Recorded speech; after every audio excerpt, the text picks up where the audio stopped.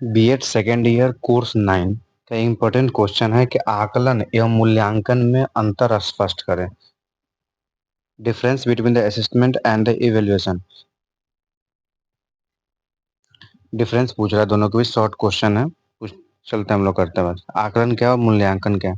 आकलन एक संवादात्मक एवं रचनात्मक प्रक्रिया है जिसके द्वारा शिक्षक शिक्षक को यह ज्ञात होता है कि विद्यार्थी का उचित अधिगम हो रहा है या नहीं।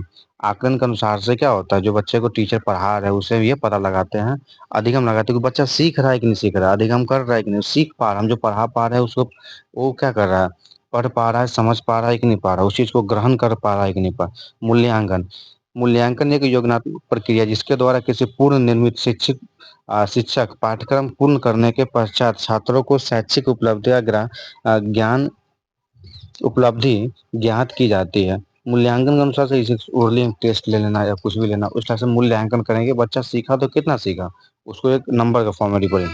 आकलन का क्षेत्र अत्यंत सीमित होता है, मूल्यांकन का क्षेत्र व्यापक होता है। यह छात्र के संपूर्ण व्यक्तित्व के संबंध में मूल्य का मापन करता है।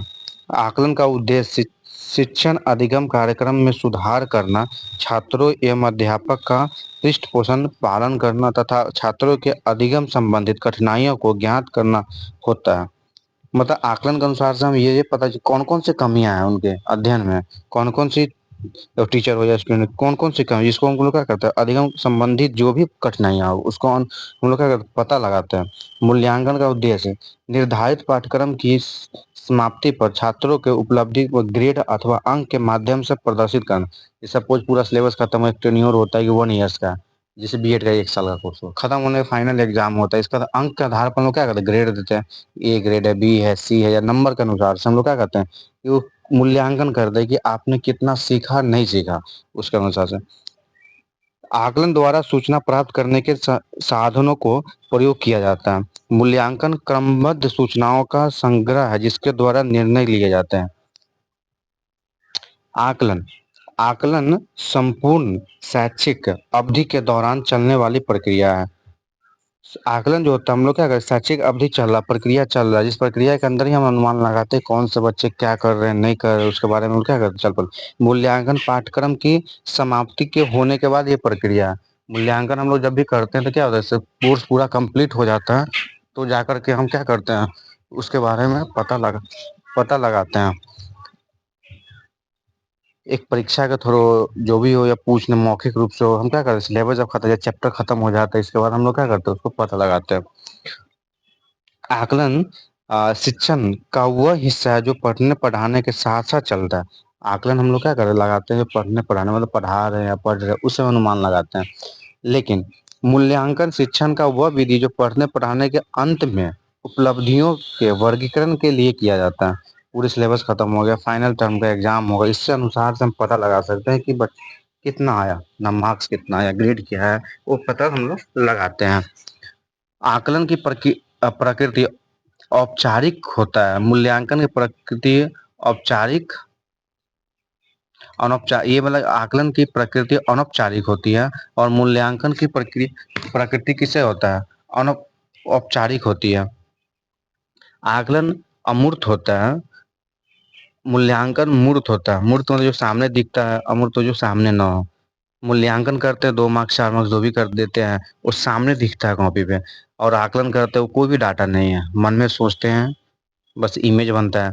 आकलन द्वारा भविष्यवाणी के विषय में केवल अनुमान लगाया जाता है। मूल्यांकन द्वारा परिणामों के आधार पर छात्र के संबंध में पूर्ण सार सार मतलब एक डाटा के रूप में हम लोग क्या करते हैं, उसके भविष्यवाणी की जाती है कि ये 100 मार्क्स में 80 आया, 90 आया, जो भी मार्क्स होगा उसके अनुसार से हम लोग क्या करते हैं, बताते हैं। आकलन अत्यंत लचीली होती है। मन से सोचे हैं कि ये सही है तो सही है, हो सकता है वो गलत भी है। लेकिन मूल्यांकन लचीला नहीं होता, वो स्थिर होता, बदलाव। जैसे हम किसी की कॉपी में 10 मार्क्स दे दिए, 10 में 10 दे दिए आउट ऑफ 10, अब सपोज मानो कि वो चेंज हो सकता है, नहीं होगा, लेकिन अभी सोचे हैं कि नहीं ये हो सकता है, कुछ जगह मौसम चेंज होगा, नहीं थोड़ा देर बाद चेंज भी हो सकता है, नहीं भी चेंज, अनुमानित चीज है वो ना, वो कोई फिक्स नहीं है। आकलन की अभिव्यक्ति अभ्यास के रूप में होती है। मूल्यांकन सुधार के बाद ही परिवर्तन के। मूल्यांकन अगर हम पहले दे चुके हैं, सपोज किसी की कॉपी में 80 मार्क्स का एग्जाम हो, सपोज उसको हम 70 दे चुके हैं पहले, तो फिर से अगर 70 को इंक्रीज करना है या डिक्रीज करना, फिर से हमको मूल्यांकन करना होगा पूरे कॉपी को, फिर से पूरे डाटा को ऐड करके 80 पूर रहा है, या हो सके एडिशन में प्रॉब्लम हो तो हम बढ़ाकर, लेकिन पूरे को रीचेक करना पड़ेगा, फिर जाकर के हम लोग क्या करें, मूल्यांकन को सुधार कर सके। लेकिन आकलन में क्या है? कुछ नहीं है, अपने आधार से हम लोग क्या कर सकते हैं उसमें, क्योंकि उसका एक मूर्त रूप तो होता नहीं, अमूर्त रूप होता है। आकलन, आकलन द्वारा उद्देश्य प्राप्ति के साधन प्रयोग किए जाते हैं। मूल्यांकन द्वारा उद्देश्य की पूर्ण पूर्ति के लिए सीमाएं तक हुई यह ज्ञान होता है। आकलन द्वारा किसी छात्र का मापन किया जाता है। मूल्यांकन द्वारा किसी छात्र का संबंध में स्पष्ट धाराएं बनाई जाती हैं। आकलन का उद्देश्य रचनात्मक एवं निंदात्मक होता है। मूल्यांकन का उद्देश्य संकलनात्मक योजनात्मक होता है। मतलब मूल आकलन हमेशा अनुमान के फॉर्म में लगा सकते हैं कि बच्चे छात्र उनके अनुसार से क्या कर सकते नहीं कर सकते, अनुमानित होता है ये। सही भी हो सकता है, गलत भी हो सकता है, लेकिन मूल्यांकन विधि द्वारा हम लोग करते हैं वो स्थिर होता है, वो परिवर्तनशील नहीं होता है। एक शॉर्ट क्वेश्चन था ये, आकलन और मूल्यांकन होता है। इससे पहले हम लोग आकलन पढ़ चुके हैं कि आकलन क्या होता है, आकलन के कितने प्रकार, मूल्यांकन क्या होता है, मूल्यांकन के कितने प्रकार से होता है। उसी में एक छोटा सा क्वेश्चन आता है कि आकलन और मूल्यांकन क्या अंतर होती है। ये टॉपिक समाप्त होता है यूनिट 1 कोर्स 9 का, कि मापन क्या होता है, आकलन क्या होता है, आकलन कितने प्रकार के होते हैं, मूल्यांकन कितने प्रकार के होते हैं। ये टॉपिक यूनिट 1 समाप्त होता है।